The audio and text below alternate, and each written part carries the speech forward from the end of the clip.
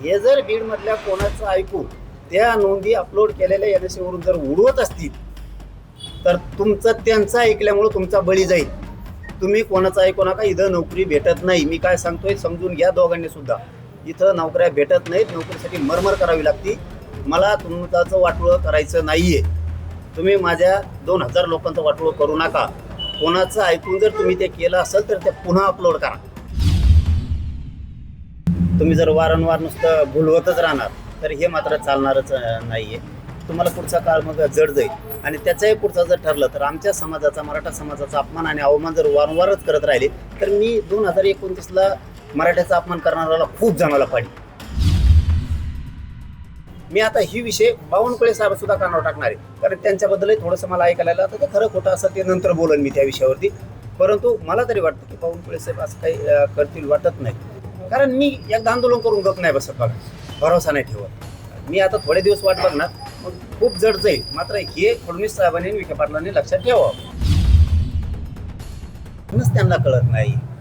त्यांना का मराठ्यात आणि ओबीसी दरी निर्माण करायची हे मला नाही कळत. जर आमच्या नोंदी सापडल्या तर तुम्ही जर शिकलेले आहेत, तुम्ही जर स्वतःला तज्ज्ञ म्हणून घेताय, तुम्ही जर स्वतःला खूप हुशार समजताय, तर तुम्हाला एक गोष्ट का कळत नाही की ह्या 1.5-2 वर्षापूर्वीच्या नोंदी आहेत.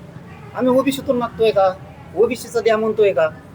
आमच्या जर नोंदी असल्या तर आम्हाला आरक्षण द्यायला हरकत काय? एवढं जर त्यांना कळत नसत, कसं ते ओबीसीचं काम करतायत हेच कळत नाहीये. गरीब ओबीसीला कळतंय हे की मराठ्यांच्या जर नोंदी सापडल्या त्यांना प्रमाणपत्र दिले पाहिजेत. मग हे शिकले ह्या लोकांनाच का कळत नाही? हाच खूप मोठा प्रश्न आहे. आता हे 2 तर मी सांगतो, यांनी जर ते अपलोड नाही केल्या, हे कोण सोनी का स्वामी कोण येतो आणि स्वामी आणि इकडं ते तहसीलदार यांनी जर ते अपलोड नाही केल्या, हे 2 तर 100% जाणार. हे जर कोणाचं ऐकून बघा, हे जर बीडमधल्या कोणाचं ऐकून त्या नोंदी अपलोड केलेल्या NSE वरून जर उडवत असतील तर तुमचं त्यांचं ऐकल्यामुळं तुमचा बळी जाईल. तुम्ही कोणाचं ऐकू नका. इथं नोकरी भेटत नाही. मी काय सांगतोय समजून घ्या दोघांनी सुद्धा. इथं नोकऱ्या भेटत नाहीत. नोकरीसाठी मरमर करावी लागते. मला तुमचं वाटोळं करायचं नाहीये. तुम्ही माझ्या 2000 लोकांचं वाटोळं करू नका. कोणाचं ऐकून जर तुम्ही ते केलं असेल तर ते पुन्हा अपलोड करा. तुम्ही त्यांच्यासाठी तुमचं नोकरीवर पाणी फिरू नका. इतकंच हलक्यात घेतलं ना. वारंवार आम्ही आंदोलनच करायचं, आम्ही वारंवार, मग त्यावेळेस त्यांनी थोडीशी हालचाल करायची आंदोलनाच्या वेळेस. तर मग मी जाहीरपणानंच सांगतो, विखे पाटील साहेब आणि फडणवीस साहेब, पुढचा काळ जड जाईल बरं का. कारण मी समाजाच्या हालापेष्टा नाही बघू शकत. तुम्ही जर वारंवार नुसतं भुलवतच राहणार तर हे मात्र चालणारच नाहीये. तुम्हाला पुढचा काळ मग जड जाईल. आणि त्याचाही पुढचा जर ठरलं तर आमच्या समाजाचा, मराठा समाजाचा अपमान आणि अवमान जर वारंवारच करत राहिले तर मी 2029ला मराठ्याचा अपमान करणाऱ्याला खूप जणाला पाडी. हो, मी जे बोलतो ना, मला इतकी मग राग आणि तिडक येतो की हे समाज त्याचा हक्काचा असो, त्याला दिलं जात नाही मराठा समाजाला. आता हैदराबाद गॅजेटच्या नोंदी आहेत तरी दिल्या जात नाही म्हणल्यावर राग येणारच. सातारा संस्थांचा JR आहे, गॅजेट आहे, त्याचा JR काढत नाही, राग येणारच. 58 लाख नोंदी सापडल्या, त्याचे कोणी प्रमाणपत्र देणार नाहीत म्हणले तर राग येणारच ना मला. तुम्ही कोणाला भिवून करत नाहीये. तुम्हाला आम्ही म्हणतो की तुम्हाला ओबीसीचं काढून आम्हाला द्या, अजिबातच म्हणत नाहीयेत आम्ही. आमचं आहे ते तर द्या. 58 लाख नोंदी, त्याचे कोणी प्रमाणपत्र द्या, त्याचे दिले, त्याच्या व्हॅलिडिटी आता ॲडमिशन आहेत, रोखू नका हे सांगणं. आता एक परवाच्याला असा विषय झालाय, आता तो खरा आहे का खोटा मी आणखीन 2-3 दिवस बोलत नाही त्या विषयावरती. वडवणीला नोंदी सापडल्या मोडी लिपीचे, आणि तिथला कोण तहसीलदार आहे वडवणीचा, आणि कोणीतरी सोनी का स्वामी काहीतरी नावाचा एक अधिकारी बीडला, काहीतरी आहे कोणीतरी. आता मी ते सांगितलंय करा, नाही केलं तर मग चौकशीच्या फेऱ्यात ह्या दोघांना पण घेणार. त्यांनी त्या NSE अपलोड केलेल्या नोंदीच उडविल्या. म्हणजे तुम्ही मोडी लिपीच्या असणाऱ्या उडविणार. तिथं आता 2000 लोक आहेत, म्हणजे 200 कुटुंबाचं वाटोळं करायला तुम्ही कोणी अधिकार दिला? तुम्हाला कोणी अधिकार दिला? देऊ मोडी लिपीच्या असणाऱ्या नोंदी तुम्हीच सापडलेल्या, आणि तुमचेच कोण सोनी का स्वामी कोण आहे, आणि ती एक दुसरा तहसीलदार, एक बीडचा हा स्वामी का सोनी कोणीतरी, आणि वडवणीचा तहसीलदार, ह्यो जर अपलोड केलेल्या NSE जर नोंदी उडवत असेल तर मराठीवर तुम्हाला अन्याय करायचा का? पण 200 कुटुंबाचं वाटोळं व्हायला थोड्या तरीक्या नाही भाऊ. 200 कुटुंबाचं, आणि तिथं 2000 लोक आहेत त्या आडनावाचे, आंबोरे आडनावाचे. तुम्हाला कोणी अधिकार दिला उडवायचे ते? म्हणजे हे सुद्धा मी आता उपसमितीला सांगितलंय. आज मी आता ही विषय बावनकुळे साहेब सुद्धा कानावर टाकणार आहे, कारण त्यांच्याबद्दलही थोडंसं मला ऐकायला आलं. आता ते खरं खोटं असं ते नंतर बोलन मी त्या विषयावरती. परंतु मला तरी वाटतं की बावनकुळे साहेब असं काही करतील वाटत नाही. आणि विखे पाटील साहेबसुद्धा यांना दोघांनाही सांगितलं मी की त्या नोंदी पुन्हा अपलोड झाल्या पाहिजेत, नसता त्याचे परिणाम तुम्हाला भोगावं लागणार आहेत. कारण मी एकदा आंदोलन करून गप नाही बसत बघा, भरोसा नाही ठेवत.